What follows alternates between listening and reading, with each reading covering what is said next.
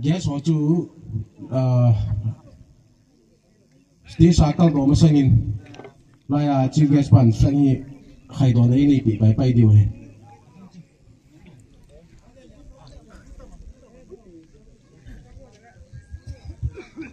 tu te la mi pi do yo se to ho yo lu se ten chom sa la ga dingu ti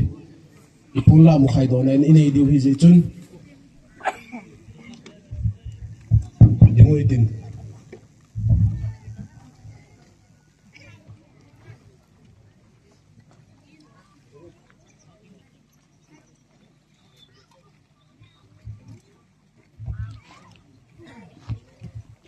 dunia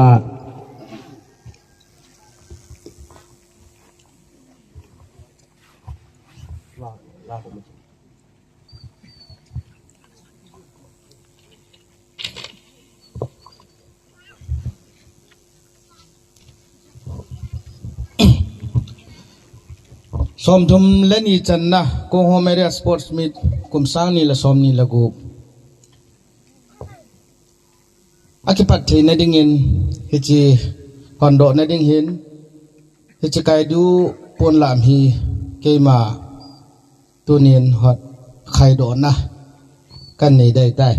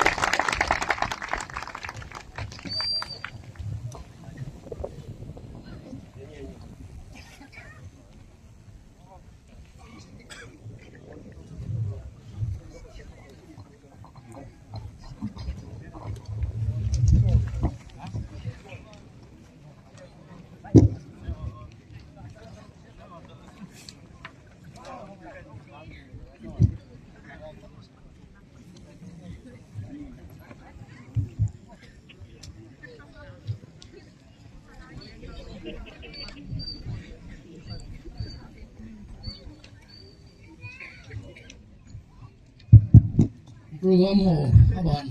chal tautin to in invocation and condolence chairman Thungyang Christian Church aman Harin Lapi Wintin ichong gi chaile welcome address and presentation to the dignitaries well satnyang president AYDU in Ananda Pai Pagin and say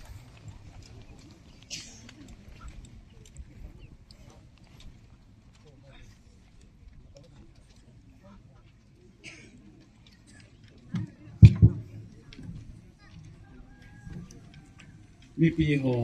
bon sa vin athi ho ule pa ngai cheng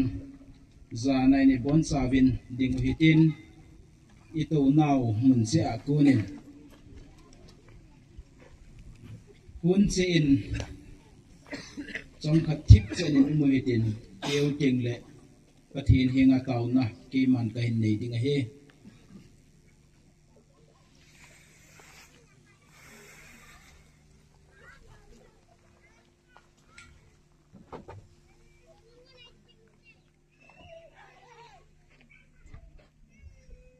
pakai pathin galetol kadu jingla yu hi jong le gamle go khule weng tu ni chan ge ya nang man galte ku na ne ven do wa ne hu do pi wa tunia ka chen naw gam sung hang sunga som thum le ni ve chan na khang tha te kichik gul si na kin ho mang thei dia hong do thei dia kin gun ka ki si mo at dam sel bit ke cha nei mu sa jiun ka ki pon ni hi na ki pa thu thun in nang ka hin thang vo ve hi chi phat sunga hin chi ma sa pi le pu nu le pa u le naw loi le gul ngai cheng ka hin gel do ve pakai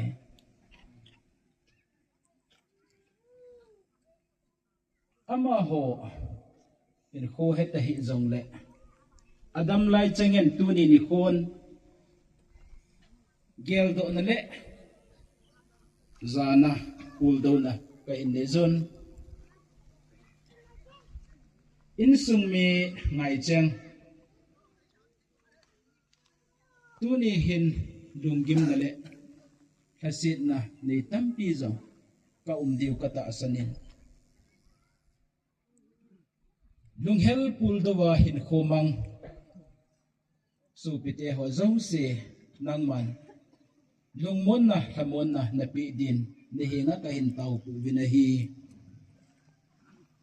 tunin pakai tu phat ta hen ichi hapta khat hapta ni sunga khang tha te kichip na ding kin gon ho hon do the na ding a hil mun som chuma konin zin gun jinja lam kai te ho ngai lu cheng ko na ka ne jo nang man lam ka tui ka boi na ha san na atu the diu ti ho zong sia ko na na hin hoi do a dam ta a tu phat ta kapan mun le kadin mun si lo the dia ne koi ta jun jong na ko ma ke pa thu hin nang ka thang ba na hi chuting le ahung ki khom sa le thanga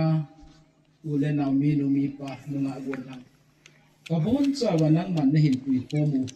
a hi jin jong nang ka thang ba na hi chi phat cham cha ka hong kilam kai na diu ka hong ki man cha na diu sunga hin hagawin nei pi kin un lang ka phat te ho sunga hi boi na ha sat na imam lowa kitup sel cha na me na zona ka nei wa kum kha na a hi thein den ka phat te ho le ke ho zong se na khot thengin e wo mun lang e pi vin tia na long sen na phat thei nei chan na ho na ko ma ki pa thu hin thu na nang ma thang wa na ka hin pi wa ka ki man cha nau phat sunga hagawa edin pi ding ya ti san theng ta e hat do hing zeng pa ka Yesu Krista mina ka hung ta wa hi amen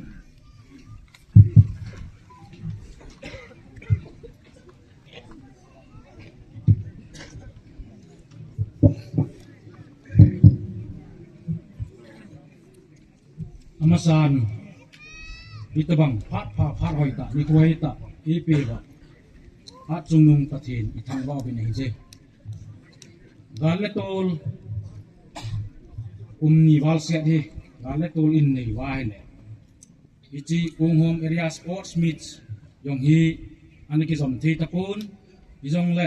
tuni ni kho a asom thum leni hinna kung home area sports meets mang the yaw mi hi ki pa he jengin istoran chun kichi ikin gon ho aphat pat na kondo na programa akitip na le akitaw na isan bi wa mi kalso zam ta u jingun u thangkam lu pheng president ku kin pi cycle chuteng le jinja u tongin thang khong sai oc cycle chuteng le kin nei pa u hau chilin kilo president ke su cycle chuteng le hang sunga KCA lamkai ho ahin chuteng le to khompi KWU lang ahin chuteng le kai du lamkai chuteng le defense lamkai ho zo se chuteng le thang ni pi ang kham na bon chawin lem na ka in ni jin ije ki pam he jingin du ka la masangin hilai muna hi kinjong tu lai pau mit ho jong anomin kuzen junin chol tai na chai vin hi ji chun thang mi pi thang lam kai ho jong akoi in chol vin ge so ta ba jong hi aphat lem changa ga ko naman phat jong on pun hi ji chun ngam sungin dunia gas ai pan pi ho se hi dang chelin aga ki ko vin amon jong tin mun e tim pe vin e no pe vin tuni ni ko a ikin ho ang su bulit thei pau hi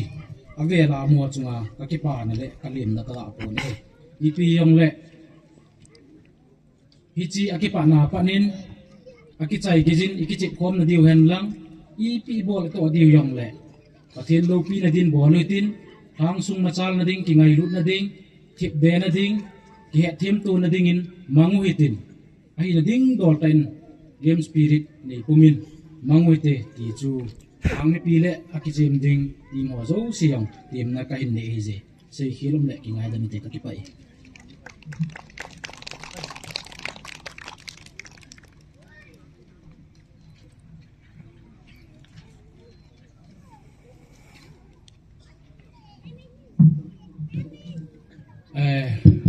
ke kadin pet nin guess ho presentation ng hi kan la pai ding ai ta in yan pat ani ke khialin ipi rong le lam kai hon thilpi de wa chu enjoy do bilang gs pa to ding do bilang gs pa ding do ton than te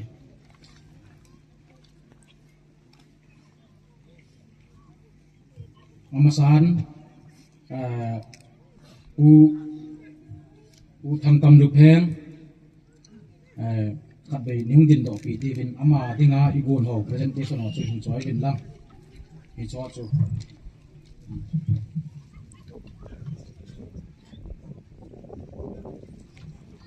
ichi trong sa ka hen tu na ya ka khat bei sim do na hin nei ka te Office of the Punghom Area Youth Development Union, Cycle Subdivision, Kapuki District, Government Registration Number 32 of 2009, Motto Ever Onward, Head Office, Hungjang Village. Gratitude of Honor. This memento of appreciation is humbly presented to Puthang Kamlupeng, President Kukin P. Cycle, as Chief Guest on the 32nd Punghom Area Sports Meet 2026 at Pup CH Pausalam Lentul Hungjang, Punghom on 19 January 2026. Punghom Area Youth Development Union express its sincere gratitude for your invaluable contribution and look forward to your continued guidance and blessing. Signed, El Sapneo Khungsai, President Kaidu. Signed, Hegin Thovum, General Secretary Kaidu.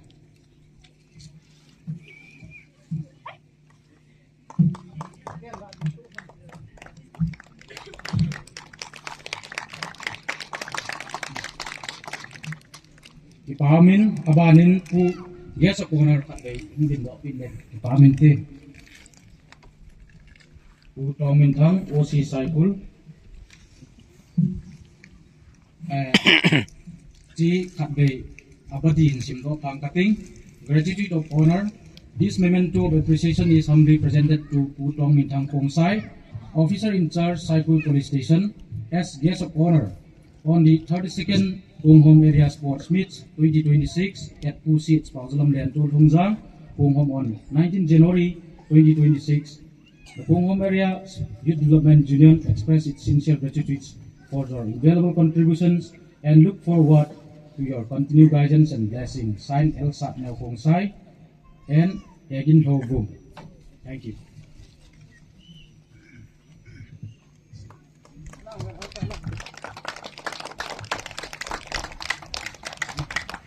Amin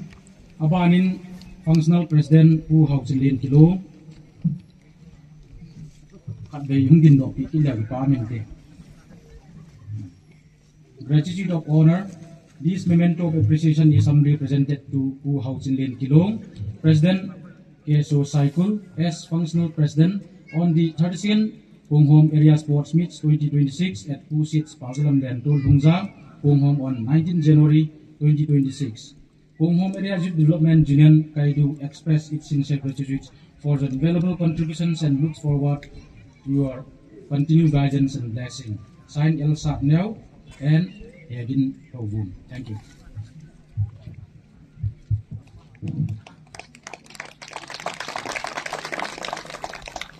Kipain mol mo ta ay jong le lim na chu sei le geso kipa thilpi na phat kan la na ichan chui tan ti ki pai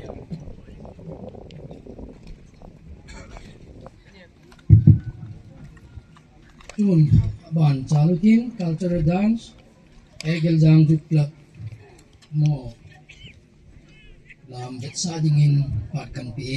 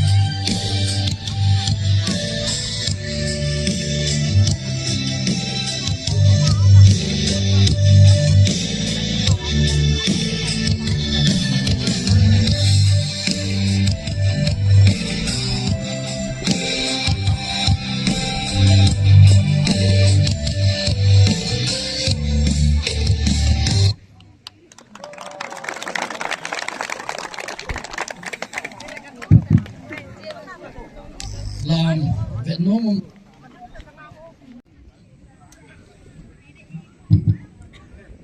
ลำเวียดนามมุมไต้เวียดสาวะไอเกลจางจุดกับหัวจุงะปาตุยเซวินตุเห็นอบานินโฮลิมนะขันนาดิ้งอิน functional president จุเล guest of honor โฮลิมนะอันนั้นโซลูตินโฮลิมนะหุ่นที่ใจเตียงแหละ special number มีสกิมในเนวคุ้มใส่อันนี้ที่กูไปดิ้งอินแค่สอนกันดี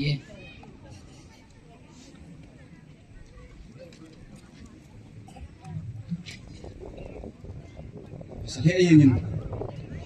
ลังอาตุหัวเนวขัดมุนจะไม่ตีอินร้องสุงอาตุหัวสมที่ลำตาของโบดินเจหินสเหตุยังลิ้นพันห้ามที่วินติมในการหนีวินเฮสเหตุลังยังเละลาดทูใส่ลัวหัวหิตอลันินอเมซอนตุนินกินเล็กงาอุ้งกัลซุงที่มาอยู่ดินเยสกระเจนของปีเตนี่ปีปาหินไซโคโลซีปาหินจุเลบอนจานมินกิพายยังเละสเตสลังอาก็ถูกคอมปีที่ไม่เงี้ยทางสุงาติงาที่ไม่คอมน่ะลำไก่เจงหินจุเลจากติงาลมกำซุงไอโลเละเอเรียมีปีนบอนจาวินเกสูไซคุลมินินกระจานเอาขึ้นภูมิมาสเปนินเฮฟังก์ชันประธานขัดหินานมาสเปนินสเหตุที่หินกินจงกระสอบสีเหลวที่หินอาบานายสีดอนจงมีปีดิ่งยันนะ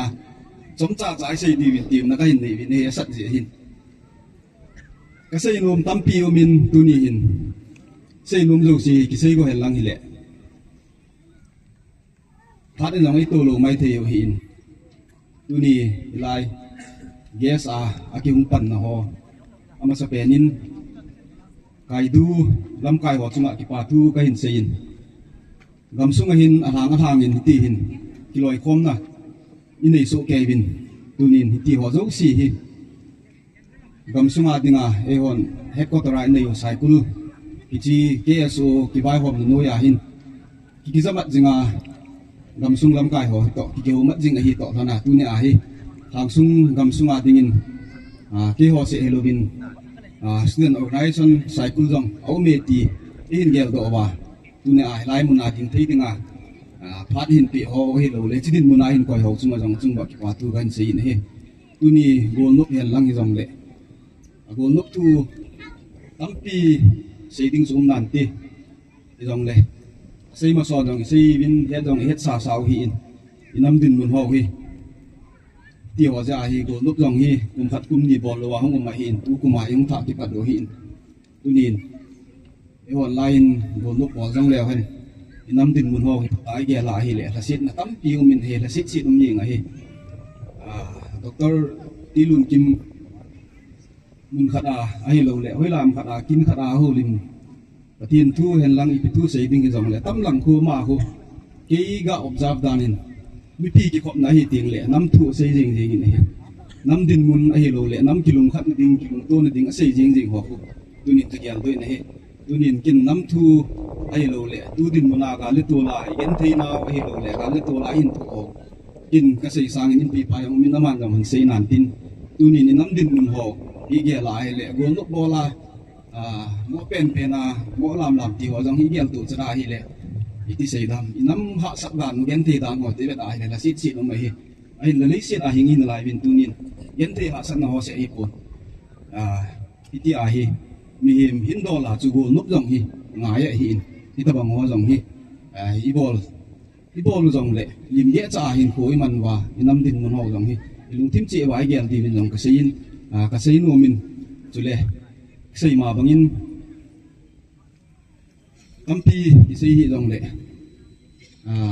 กินปีมันนี่ปูประธานปานจังสี่ขัดมันสี่ดอกกินติงตัวนิน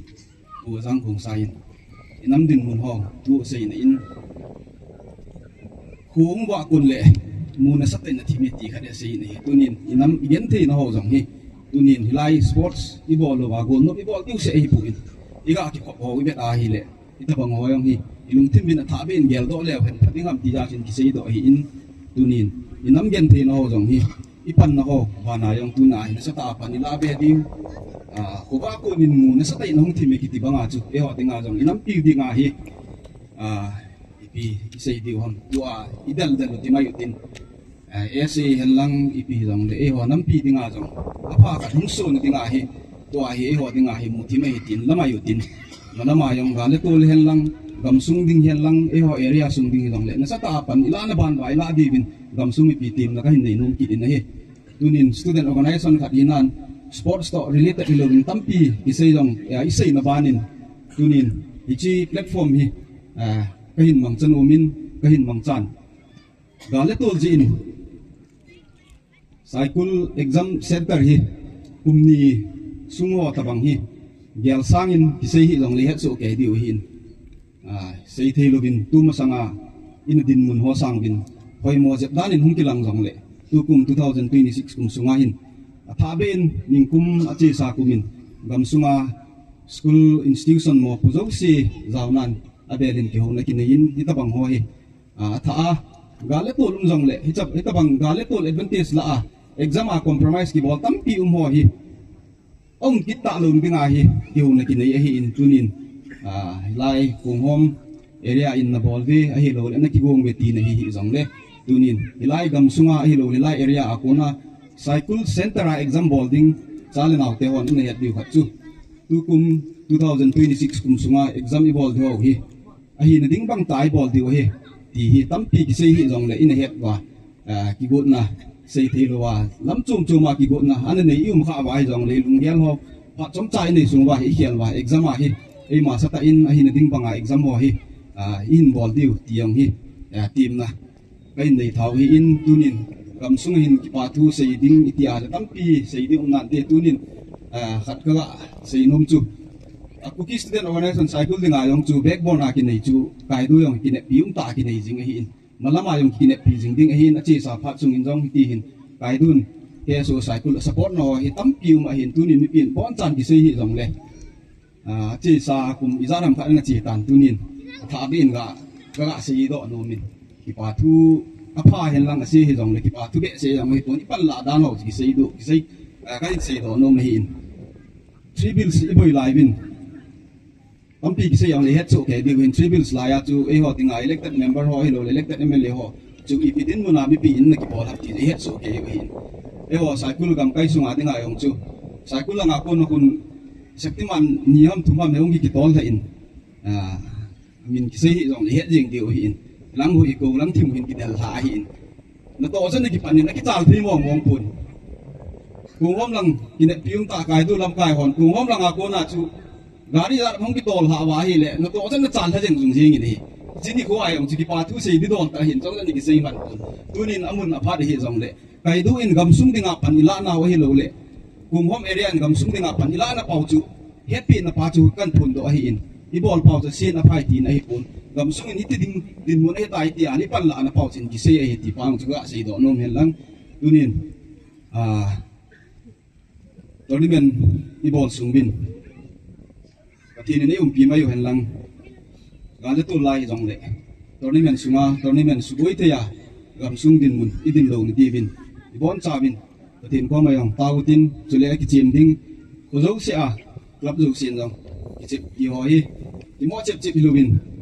tunin igam sung ai lo le nam sung diwa ilung khat na hum thi ni nga hin sa ta pa ni la lo diu dong hi tim na kai nei be no me tiang chai na ka si hin lang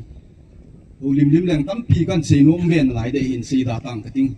tunin sports a hi ja atu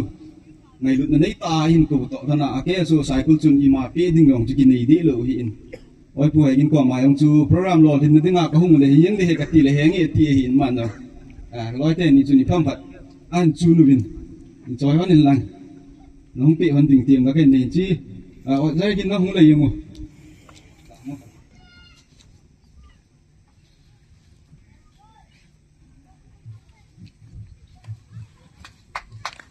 suai ipiham ki chu dong ken dong ka hello hin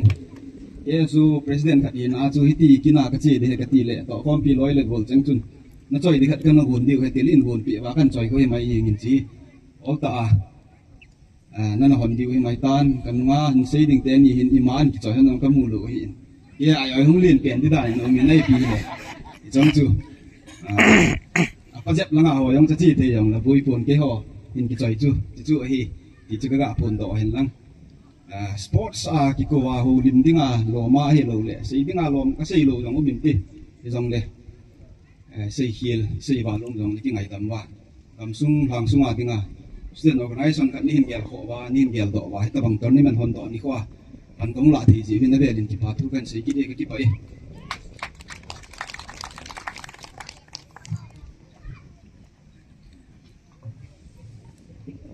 ki pa min tu founder president pa ko na hulim nang yai ta ngai se tawin to I guess of on pa phat an la din tin aman an la ma sanga ka sei num chu egel jang dit club player ho chu alama moi chu seta ki gut sawin lang si aki chai le ipi ha inspection pai de ji chu leo khat photo session long de ji chun the player ho chu tu ke cha full uniform ana ki gut wa le di sa dum ji min het sa la kai ni ne tu ting le opening match ni ji de hin volleyball la ki chim ni ati shul na ting le game will be ho yo nga ho yo chu dong phun ta wa le ki gut sa no moving lang it's inspection of players I know out by the video heads on that kind ne yun ba nin hulin ne guess of on pa kamu ni ga pi bi de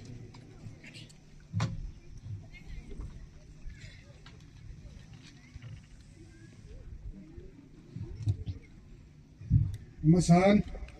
ikupa IPO pap tim thangban hanlang kin gun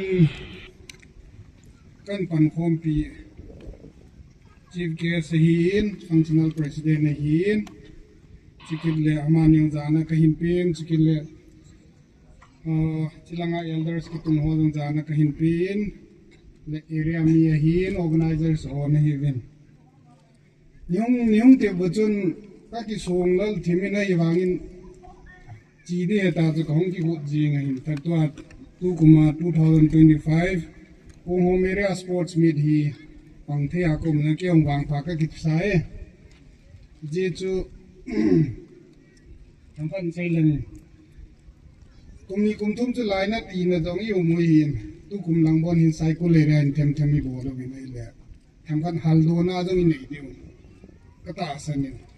ai wangin ke ho area lang ke ho fu sunu to border ka hi ben ke ho area lang a kun bang ti ho ta bang ni cái này thì này nào yang là phan hung ki hen tin phan hin phana tin cha chu ni khoi mu ho organize bol ho thili ko bai khang bai ang ki le ki ding ai ta man lutan bol tin el tol na bol lo ding kinwal sa na bol lo ding quality time in sunga jong tuni chai ko na ini ki leo jong le i family to ki mu le quality time man de la no na sports time quality time na man de phat hi hung ki le lo ding hi phat man thi mu te tinaจะtham chakat kain sei hi chu him tin chele sports me de hi na ki chim di ho zo siang skill phatain na skill vet sa win lang na tha naw vet sa win lang ai wangin force in a fall ikitib le fall kiti kanum kulana chawang ko ha bol lo ding ani chu kin ka zo pala khat keng pe bain ka tin khat anubu se sa la ngai jing ti wang bol lo diong itib na vet sa di he cycle era hi ka pa chan na dong hi academy ong jan ham khat ji hin academy ka lut zo lo ho jong academy ho ni pi bolam ti gu tim timin ga veleo chen changa ki practice di jing ne kyo jong hi atwa hi promotion hong ki moi lai la nin tu no kyo jong hi amidan na na ka pau thung ki ho jong ki thip chu nom lo ye mi la tu se yong hi min pi se yam ti khoi ta ko ki we ya ki copy le le ai bu we ai je bang at live yong hi copy bo mi ding he tia kan se hi apa copy ding hi asi copy lo ding chile kai du lam kai ho jong hat jing win lang area sungjong hung khang tau jing in tin chile chapang pha hung ki se han lang officer phai hung ki se han lang business team หอยหงกิเสบหันลังปะทินทางสุงพัดไทบูหันลังหงกิเสบเจ้าเสียนจงทางสุงนะจอยเอ็มดิวหงกิเสบเลขาทีมหันลังสุมจอยหันลังเปียงลังกายดูสุงาฮิจิกุงโฮเมเรียสุงาหงโหดเจ้าสินิดาลาทุทุเลลาฮิไวจะสักยิงดีนะใจลายองฮีเอเรียยองฮีขันเต่าสาดีไวจะสาโลดิวเฮจิจูตุจุงกาลาปนัยกิหินดีวันเลสันเฮีจันจุหินเต็มทำคัดกหินใส่โดนะอายองหาใส่กงกระเตียนเกมสปิริตในตันกิจยมเวนลังสปอร์ตบอลฮีควอลิตี้สปอร์ตเฮจูนจุลัยหลังเลสปอร์ตชงกินเหล่าดิตายตูปานาปะเตอันนี้กิจเดียวจูนจุลัยหลังเลขานะสิมนะเกสโอลัมไกปานันเซนะ exam เนี่ยห้องดิตาน exam ดิ่งอาจง exam พาเลปะเตตาเลขานะกิจये यूर हो कहीं नोम दचो अच्छा कि ले इमानो बोल लो कोम ले इना ईपी कंट्रीब्यूट का बोल दे हम फैमिली खाली चैन फल ले चा इन पी कंट्रीब्यूट बोल दे हम नो ले पानी पी कंट्रीब्यूट बोल दे हम पाई नी पी कंट्रीब्यूट नो नी पी कंट्रीब्यूट बोल दे हम इपन पन नाई की हेड चल दे फैमिली चु नोम जेंग ही ती मा बंगा चु खोजो सी जोंग ही कायदो आदिंगा ही बोल दी के हेड चल वाई ला कायदो होय मा पूर्ण मा नोम दी एरिया हो नोम दी ती सु थम का ट्रेन से हन लंग से खिन से वांग कि ngai दम दिन कायदो लम काय होय हुं belong gain pu kham kham neo neo hi awa jong le na ki hap be di oi jeng gi ji hung sa pi ding kong ti me se khil se mal patin min ki ngai dam te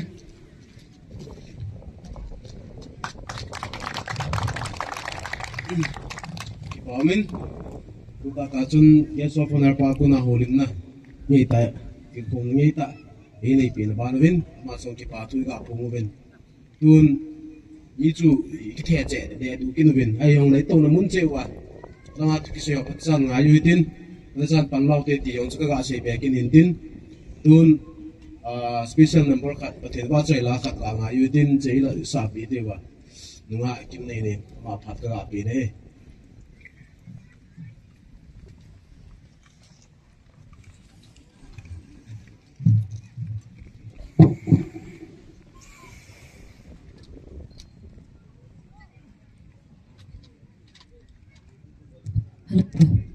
Pathin wa choy dingin ka kinep da ki ngai na tilan sa be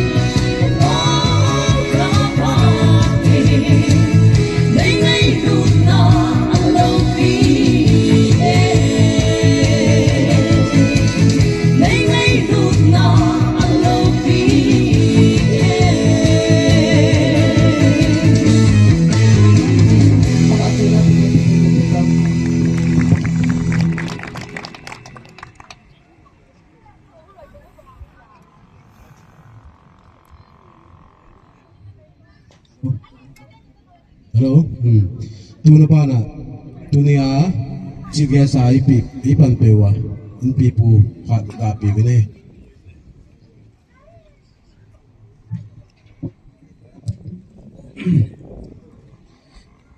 ตะบังพานหอยพาดไผเปียวะปาประเทศมาสเปนทางวะนะเปียวติน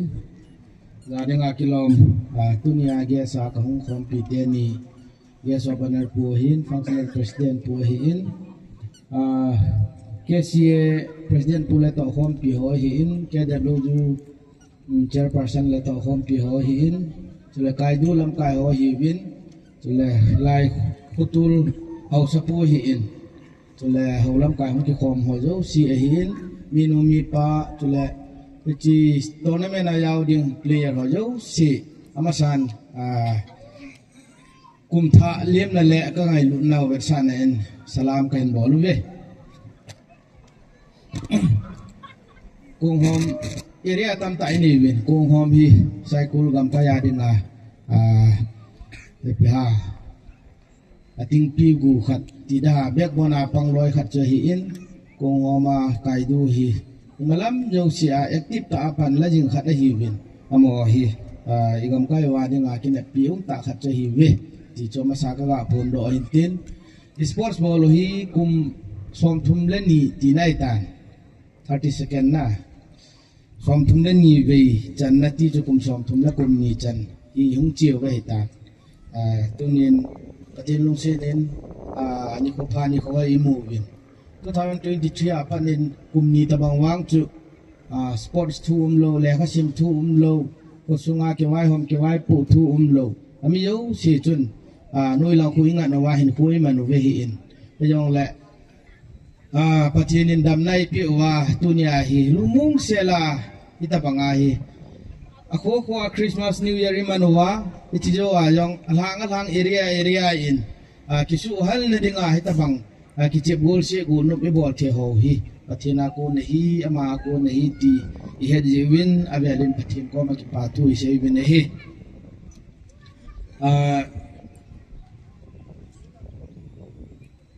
galin neyule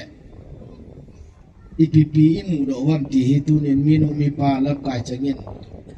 ka tha geleo gali bol wa pan gali nei wa panahi gal ma do ma hin hui man wa panahi ipi ha to kha pianam tia ka men leke hin khang do ho khang tha ho ya to kha pian ni tin ka muin aje chu atam jo hi ai na ding banga school kai na alo la le ka simna mun na le kha sim thei talo school kai thei talo tam ta o me chule gam pa ma uma service wala le kha sima in ku mang jong iya nam khat hi chabai tan ai yong la pathin lu sinin cha te naw te ho ye ke ha bo lu min SSC exam hi yong le EP exam hi yong le iwet ji ai le alo hing ho ken di ho khu e ho nam sungu nam mi te cha te naw te ho tam ta hung jaw ji na hi le hoi lang ako na le kha siman wa hoi lang ako na school kai man wa hoi lang ako na college kai man wa chan ge hi yan thi ta hin khoi mang wa hi ta bang pachan hoi ni hom ti hi ka gel ji ji chun kin kana ge la chu gali ni wa gal ma do ma hin khoi man wa le ichi thim jin la lampang education lampang hi ichan gi ham khat ai ha san diu generation khat tabang hi mi nung de la hin khoi man diu ham ti a hi ka dip cha ji hi ayong le chapat wang chu ila su hi yong le pathen lung sien na jalin cha te naw te hoyong ke ha boluwin ake ha bol na dung yu win pathenin lol hin na hi akham khami nei pi jing veti hi dunia gel ro ni win ka de hin hi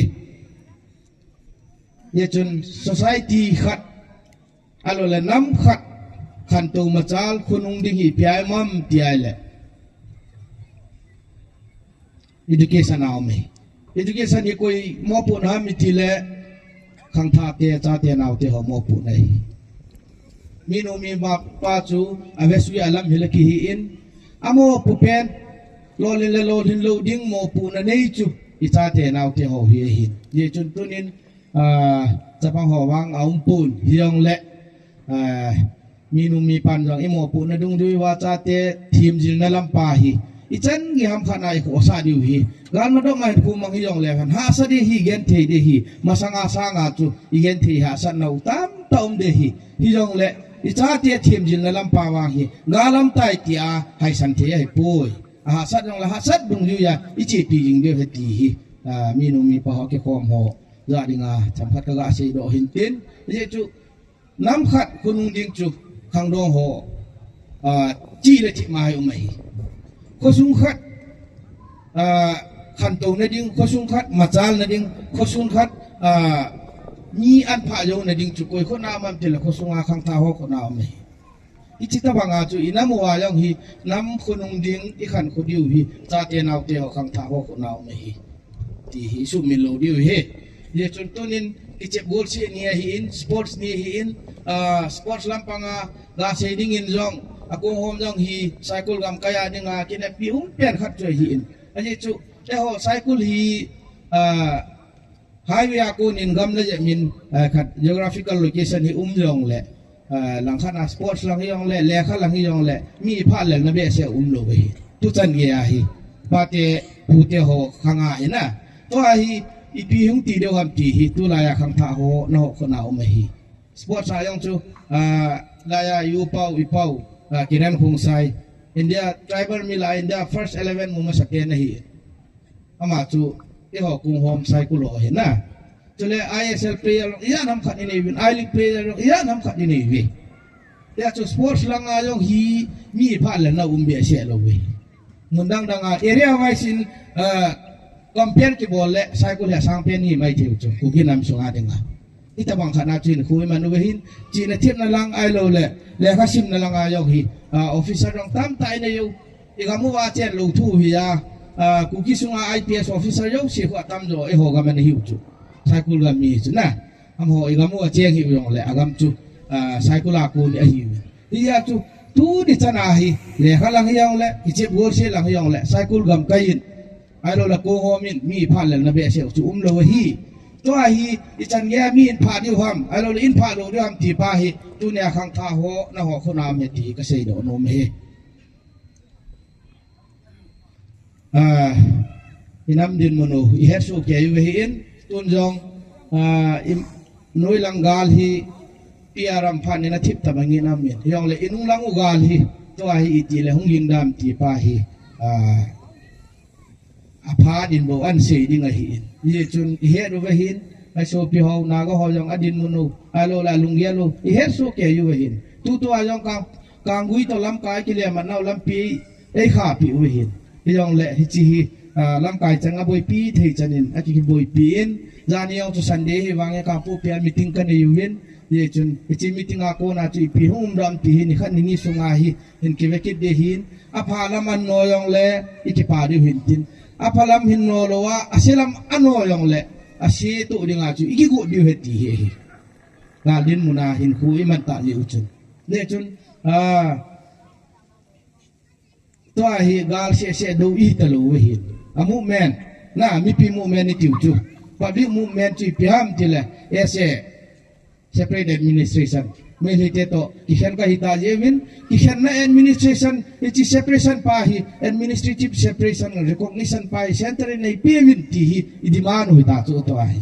le chu gam khat gam tum khat ke wai hom na tum khat I thu mo wai tai to ai gal se do wi ta lo we hi le chu gam tum khat ke wai hom na tum khat mu ding ki ti chu bai chanai mu lo di we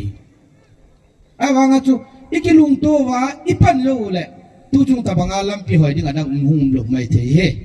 kunung yong le ya tu changa hoi ta alam pi hi igal mi te chun ibe damana gala ei bolu yong le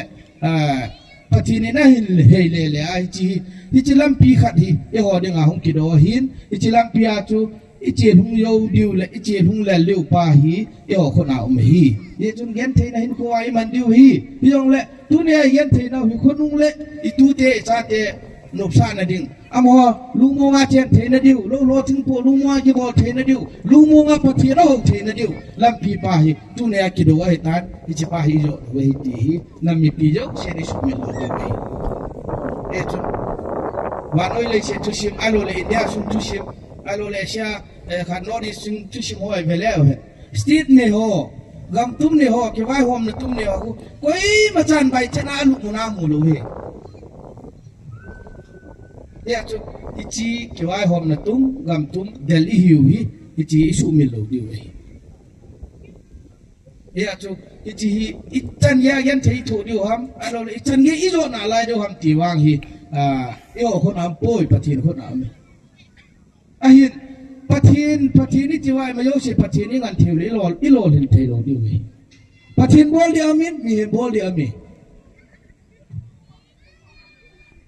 ya chu yo bol ding mi he bol thei chan chu ho ni ki bol di we yo bol thei lo na yo zo la na chu pathin hung pang ding ne ichi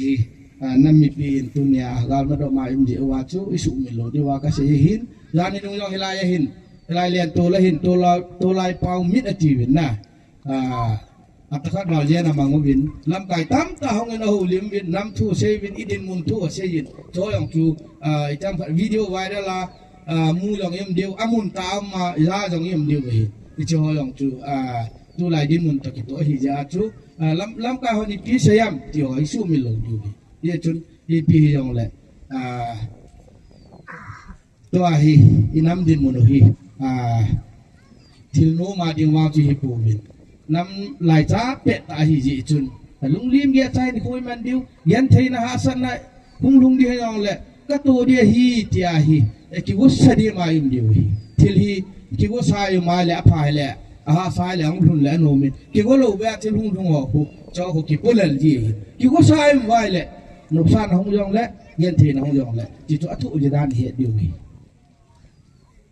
ye chun ai pi yong le nam mi pi te tu le kong hom sunga mi no mi pa ho jo si tu la idin mun ho hi asei ke ho asei ho ai lo la phung do ho sanga ina mi pi ho jo ini het no jo du yong ka ta sa ni na ye tu mi usin mobile to le every minute every second na wa no tu su he no hi ji chun ji idin mun ho jo si hi la kala kidem to na ai lo le lam kai le mi pi ki ka kita san to le na kita san lo na e chi trust division ho yong yum sa lo di wa de yu me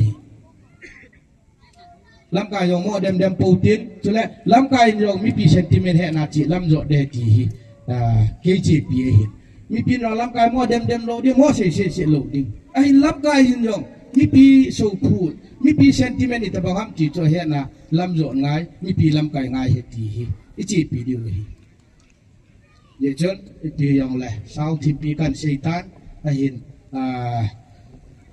kum ni kum thum le wa ki mu tu hi ye u chun tam ta ki se yong le chun ki lo mo be se pu tin yong le ni sala to ho ni chu ha ye kan tin tam ta kan seitan i sei na la wa chu se khi lam yong le ki thim ki ngai dam di win tin apa chom di sei do wam yong le pathinin igam sungwa di pathi bo pi win tin ton kaloi te ni hi hung hanam katile amdan hi yes ta hung handan hin chilpi apel hel bolon ke wa chun sia so lam ka ho hi yes ko hi win kati hi aji chu asia so lam ka hin sumu na yong kini hilo ani sia wai kunda na office akitowa sumho na pa yong kini hilo hi je chun yes ani ko ji hi win henge do nom sei he sa nom ne ni wa le nei ko win lang ka sei theom le sei na win a hin hitia yes ko wa CBS pan hiya na PA guest of honor pan functional president pan hiya na PA tia sei na ding din mun ho wa kun nei ko win ka ti ji yong le langa kai nu lam kai ho chun ipi yong le in pi khat in pi pu hi na chu a hong do na hong pan de ti le ke yong pa ta hong ka hi in ko hong al ta ye chun ni bol chu ka bol lo la ngol ta ki lo di hi jin lam ka ho khan hong win lang ka pu kham hi tam atam al hom yong sim da yi ngol win lang iti hin kan ti dan ni kila ying lew chun anaya la kan ti he ma pha ni kan ti tan ti ta ki pai pa men holim na ngai ta pha chu sot zong lai til ko na ngai ta hi se chun lu tai ngai tha diu chu ki da bo min ai pi na tun holim na kan nei ki noi tin wa holim ding e ho lang sung sei ding ai ho langsung ki loi kom no ho yo ranga ding alin pe lai ne kesia ho kesia chairman pa yo min man pan lan ding chu ting le yo defense nga ko mo me defense chairman tu long la ya kai sa to win Tinggal kita review lah presiden yang homin. Season tan satu ni lah diwin kan pini.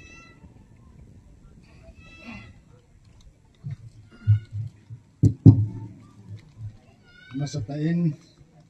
tunin ko papai pewa. Isim pau pati tu tanggan manlang.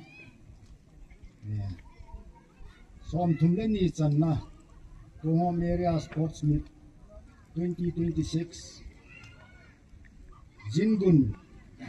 na humpan pin. Pu chief guest pu thang kamlupeng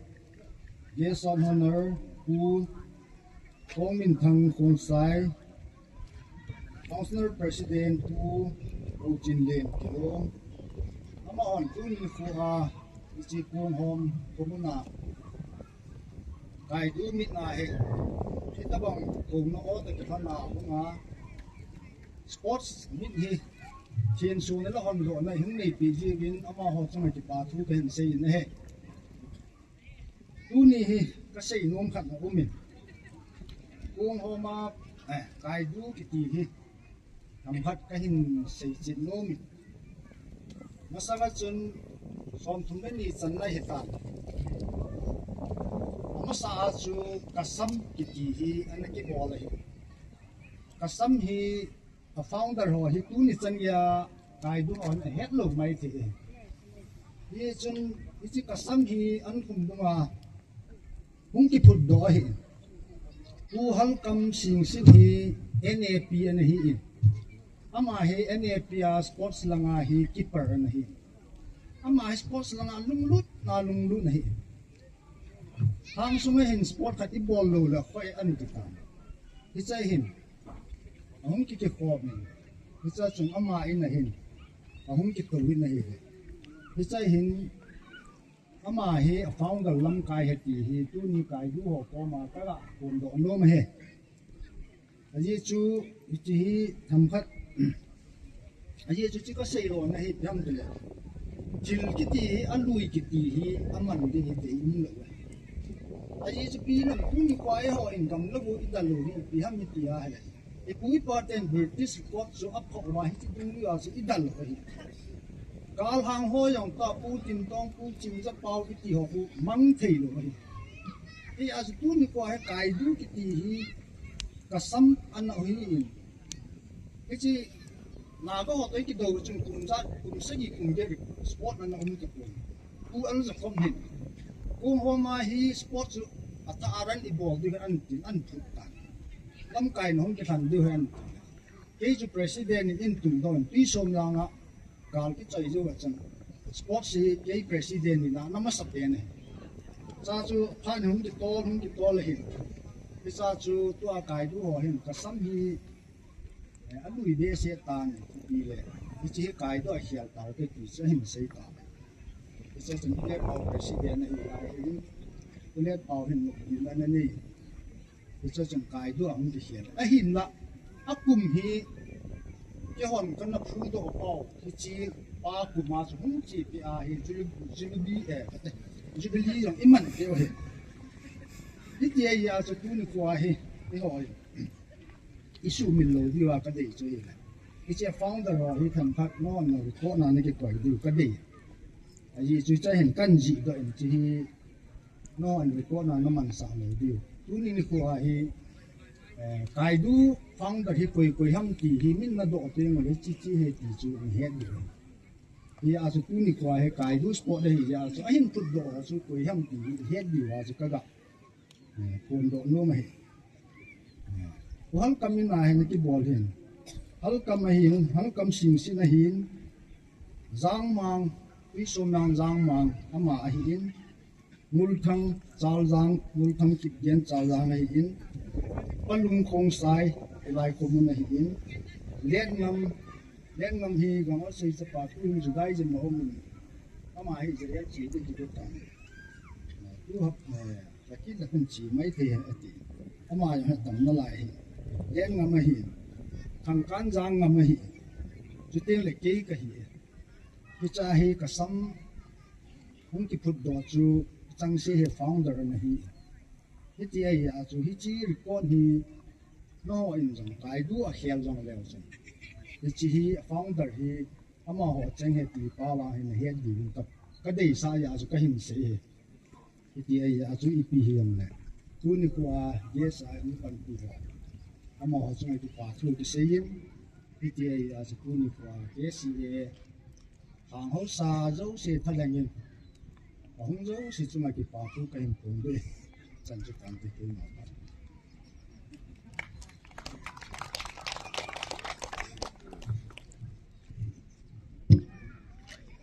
chỉ có mình tâm cái hoàn phát in tiểu lại để chống trả ủng hộ liêm cái tiếng mà sai giờ thì ngay kilom tu nia chief guest sitting the guest of honor council president sitting lại tổ compi tâm cái họ đi din KCA hin sitting lại KWU sitting lại KSO tâm cái tăng đồng họ hin tu nia hit bang tung home area sports meet dunia sports ball hi kai du sports hi pun tung home area sports meet hi mas pena he ti la de in som thun ni chan na ki hum ka kai ta bi hi dunia he ti wa la si ni chu ka ne te hi win tunin buffer zone in event front line in event tung home dong hi kong suma cheng hi win chen now mul hi ve nai le chi mul hi wa ding a front line je ngai ya chu ya hi ila go si go nu thanom ta I gun wang wa hi isu min lo diu chu hang sunga volunteer ho amo yang ki chim no ma thanom ma ye ngai hi ai I wa na chu alo thei lo wa gam ne nam ngai lu ja la hang sung min go si go nu I bol wa lung mong thamonga ki chi go si bol the na di wa chu dunia hi ngai lu dum ta kung homa volunteer ho hi front line a jing me di yong hi ang sung mi ten mas pe na gel do diu ga sei do no min teng le ki che go se bol hi ki ngai lu na pun na ding khat la khat lung gel ki het tu na ding a hin bi chung hi chi ki che go se bol sung wa hi a khua go nop jong I bol win a khua go nop I bol wa ki lung khat ta I chai thei bang wa hi chi kung home area sports meet yong hi kina akibang na umlawa kilum khata akichim zo si game spirit nei ta ikichipwa kilung heta kingai lu ta hichi sports meet ho hi chai theina divin te me yong ka nei no min chuteng le enjoy in pi pa na hin seitan tu in inam din munu hi imalang wa yong tinding inung lang wa ang kiven lo thei lo hin ya chutwa inung lang wa ho di hin di tale di hathi to ahi ipiha gol de ading ta bang khat ahi um moi sei thei lo wa chu chi igol nop sung wa yong hi thil so la su yong jing mai the lo mai the din mu na hin hi a chu akichim ade dia khang tha ho dunia yo hi nampi kum kum hi win kum pi chi hi win boina hasan jong la lut ma sa pending thina man na ding yong la thima sa pending chu ho hi win dunia go se go no I bol wa thanom ta football pe dinga thanom ta I hum ki go do bang wa hi nampi din muna kana si sona ai lo wa hi le mi to ki din te na ding teng jong le dunia thanom ta na hum ki go do wa football pe dinga na hum bang wa hi nampi hu dinga na bon chawa go sa nom diu he chai na pe na ga sei nom hin tin me mi na ka sei khem le ki ngai da mu ti ka ki pai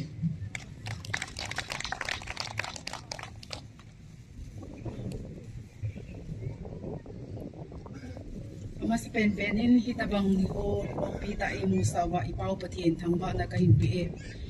galle tol inei jevin kumni lang tabang hi iho kung homa jong itabang kichip ko se hi inabol ta poven ahilla patienin damna apvin ichen naw kamsung hosung event to peven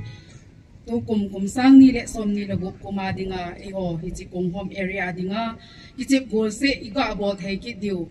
phat ho iga mu thei ho hi ka ngai to a hi le mantam ka sa in ki pa ka san avel velin pathin ka thang ba tampi hin sai pong ka ting tu ni ko a hi chi e ho area ki chep gol se ki pat na dinga hen e ho kai du lam kai hon jong ke dep lo yu te chu nong pan te diu he ti chu dei sa nai hin nei je wa chu ke yong ha sa ta chu kong pan hin pha jong ka hin lap pon alo thei lo wa chu jing ka super main a kin khat ka nei je chun ka hin lap zo pon hi jong le ke yong pathian in dam na APR amun amul ko hung thun theya ki che bol se apang thei dinga ka je in jong pathian ka thang ba in kaloi ko bol ho yang chu koi hung wa ham chu ka he pon ke ho group ma chu ka ga sei a hi injing ni khoting le hi ta bang banga hi ga pan so ke diu he ti chu ka sei jin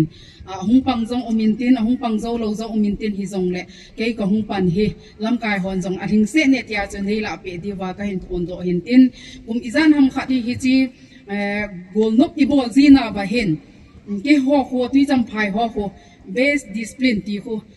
price kana sang zivin kakitai zidan so ke yong kakipa in isi chun ka sei nom pen ta chu tu kum sunga dinga jong hitapang kichi ku se ibo na ba hin lunglu ta in ai lo wale kichi khoi selling kichi mutin mi to kina ki pon ai lo wa hi le ichan ge ham kha na chu pa ma ko na vet wel si a kichi ti ho hi bol po hitin ke ho ko in base discipline kana la zi bang wa se tu kuma jong hi hichi kichi go se ibo na ba hi hichi chu kun ila di hom ti chu kite zo hi te chu kung home area president khat hin zala chu ka pun do hin tin lam kai hon agun yong le phan tin agun lo zong le achai na lang ting le hi chi ikiche go se sungu wa hi koi pen pho ai lo wa le koi pen tim ham kha chin base discipline amu a hi le ke yong achai na lang ting le chin hi chi mu pen wang chu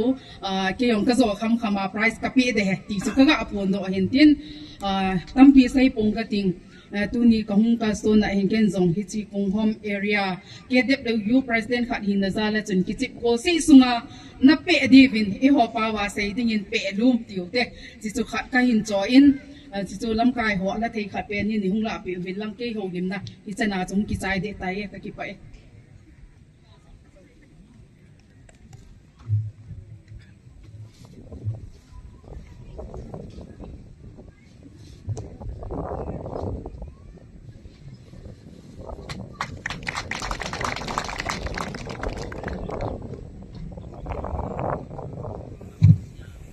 Amen. Kulim no jong si. Aki chai ta bang chai tan jong la tua. Na chai na pena dinga ki pa tu sei na. Yo yulanga vice president pa Rusomin aman pa nin lantin zo teng le. Pa do si pa khana dinga kum khana taw na chin nei di we. Ki pa min pathin long sin na zalen som tum le ni chan na kung home area sports mix chu tu nya pan thiam jibin pathian thawa na kivin tu ni khwa hung kal songa hi che program lo le na thei ninga hung kal song pu thang kam do peng kukin pi cycle president hin chule pu tong min tang kong sai OC cycle hin chule pu ho sing len kilong KSO cycle president chukal walin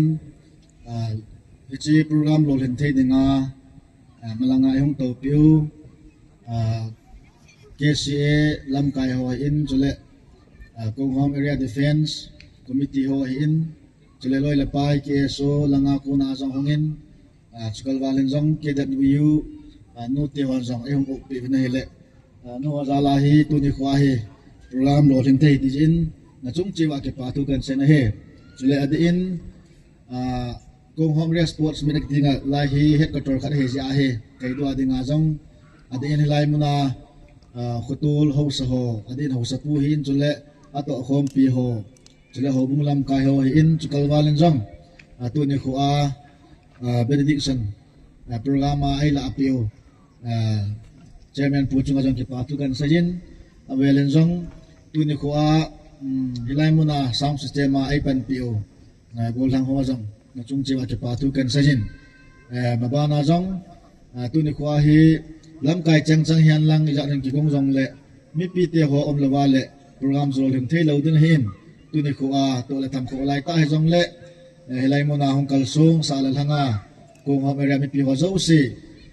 kong home area youth development junior minin ka ngai lut naw le ki pa naw kan phong na he le tu ni khwa dia SIC yang youth club hi in tu le egal jang zu club jang nang ni opening match na pe ron de nang ni chung jang ke pa tu kan sai na he tu le tu ahim achai na di ta jin tu ni kwa program pham ti ngai le la sa jong angai ji in chong le chona dong ya chu cultural events ka jong angai ji hi ti chun langa ku nen jong office langa ku nen jong ki pa til pe nyau cha cha ka pi no me pi le tu ni kwa wa chai la ai sa pi no nga nu langa thong le ki pa min te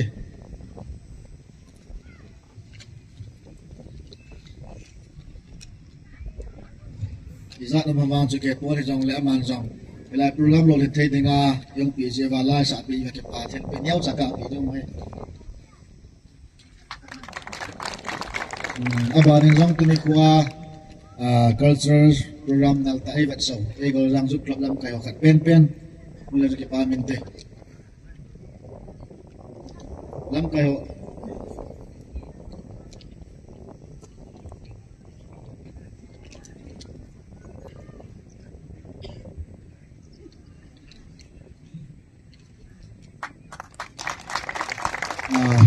kitchen chu ki pa thu sai na le til khau na ina hen tin i bol khilo i bol hin lom le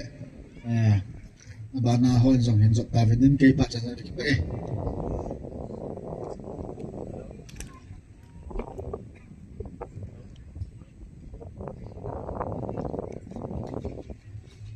hello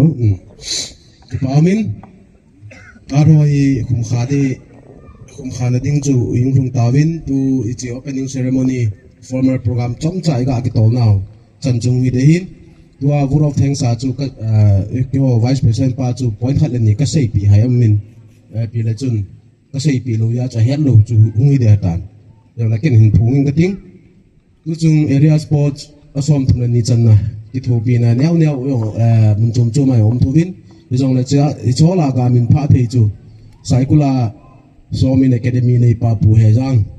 min zong football khat to volleyball khat to suma dang ka sang khan an ki thu pi we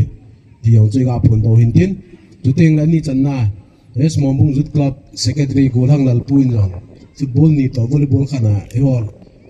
ki chip na di wa ama nong to ni ti dam mai lo le ki thu pi ne ti yong chu ga phun to hin tin ji te ni chu good of thanks a chu vice president pa ju sei pi de ka sei pi ma ta kan gel do hin yong le chun kin ama ni chunga ting lai ho thang mi pi te ho lu si het dinga ki pa thu ne khat chui ga phun do hin tin tun pha do si ki le apan program lai hin tu i program ngi pan wa pa na yong le khum kha na khat taw na khat ting le tu a hi sports pa chu ki chi bul si ngi pat diu hi ta yi chun han do na khat pathin he nga a chai chan gi ya dinga pathinin pai tai ma pu ne diu le tu ni chlai former program phat bi khana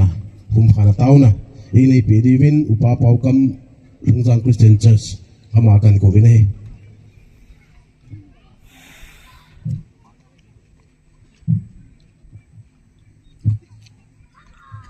asom thumle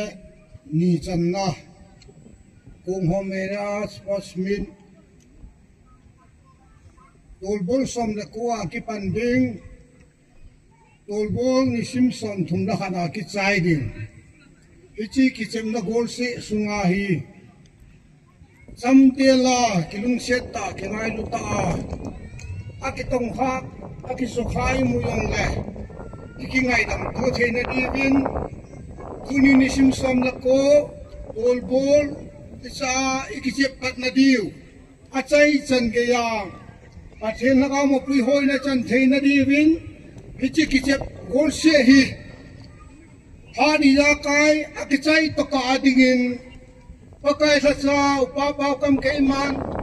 papathen sa papathen thau thing pathen minin hichi kichip gol se hi hando na ka dei tai tuni ki khom nau phat chom cha achai na taw na ma hu apau thieng ta hat chung nung pen za e ka pathen tunin ichi kong hom hang kichep gol se athuna na kisai thoyong la aphan ni khong huna dunia hi ki pan thei taringa chule hichi program nyau za hi kahin gong khom win hichi program sunga ki pan cha lai sunga win nang manung sen ala ki thopi na yanin a holim ho hin wa chai la sa ho hin chre a program lam kaya pang ho hin keima chen amun che ka kilo thema ha chomcha ke holim khom na la phat ka gon ho hi chai thaya kom pa yamin hallelujah tinamin ka thang wa nahi dumsen anim ka pa then tuni nisim som na kuwa pa na chal hanin achai na san gaya hichimuna kichim khom ding chapang ho golang ho halla khat kingai du to ta ki happy to ta aki sukha ki tong kham yong le nang ma min la la kingai dam na chan thei na di win lamin in han do na kai nei hichil han do na ka nei pa ka nang ma nei san pi wa aki chep lai sunga ki to khana thei ho ko na nei som khana wa lungmong hamong le ki pa thanom ta ki chep khom na he ka wa na wa achai na san ge hi hata cha ka ki lam kai khom thei na di win a ki chem ding ho hin alam kai ding ho hin kalung thim sung sia wa nang ma thu se in lang nei ki tho pi win lang chule kana bui na hasan nang lung thai da yang se tong nei chom khana win lang ichi ki chem gol se hi ata cha ka cha la thei na di win ka ta we nei tuni ka program chomcha ipa ta do na nei piu thang ba nen pi a aba khong wa tha ba ai pi hoi di wa chi san te ngai tha do ka pakai yesu na khong ta hi amen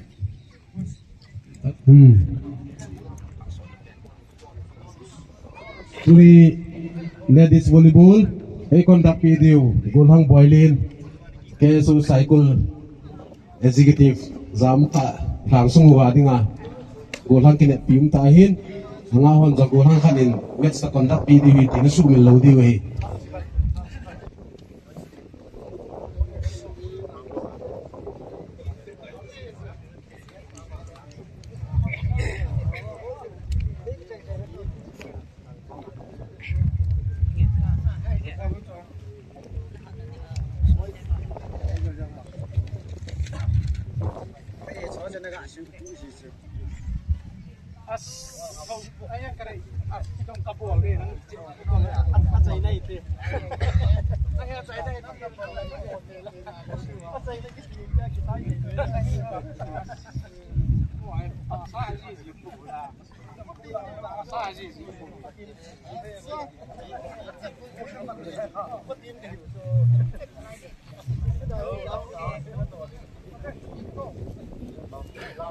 Bogin, itu ki gol ba pa? Ini na.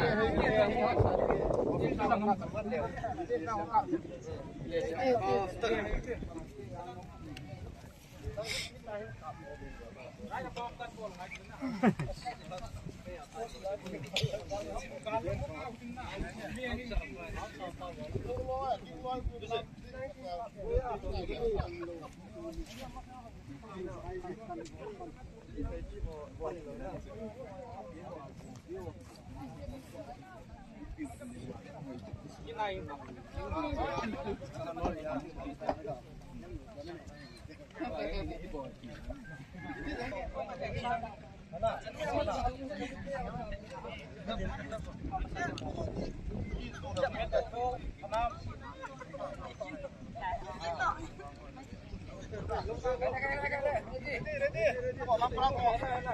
1, 2, 3.